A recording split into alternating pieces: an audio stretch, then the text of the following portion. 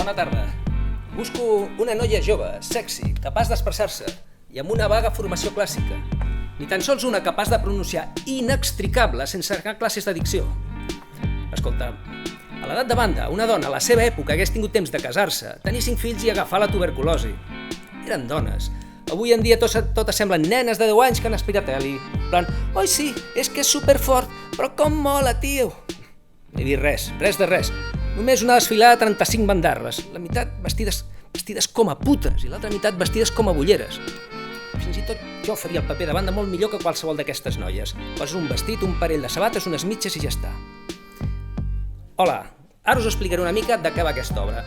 La Deessa de les pells és una història preciosa, és un text cultural, amb molts matisos.